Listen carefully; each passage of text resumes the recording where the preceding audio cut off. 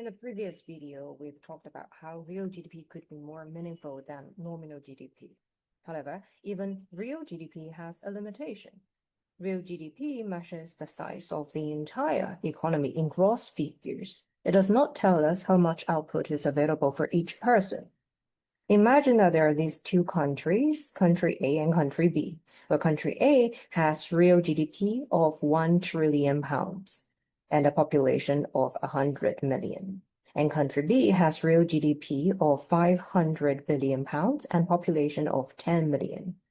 Country A has a larger economy.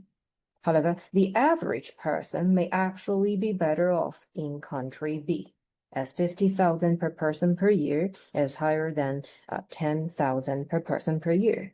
And this is why economists often use GDP per capita and actually real GDP per capita.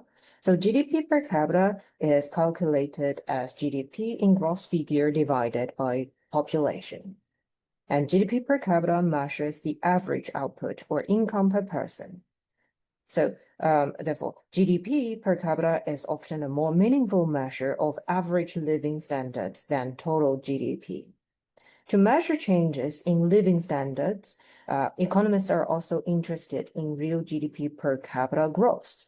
The approximate relationship is percentage change in real GDP per capita equals percentage change in nominal GDP minus percentage change in price level, further minus percentage change in population.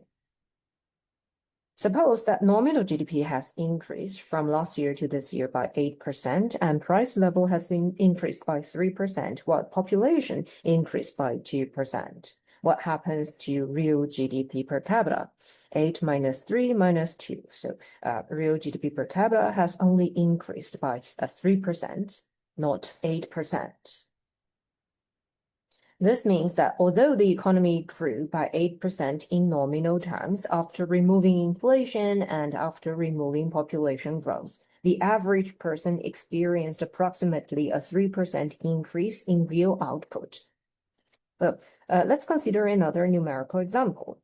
Suppose that nominal GDP has increased by only 5%, while inflation is 4% and population increased by 3%.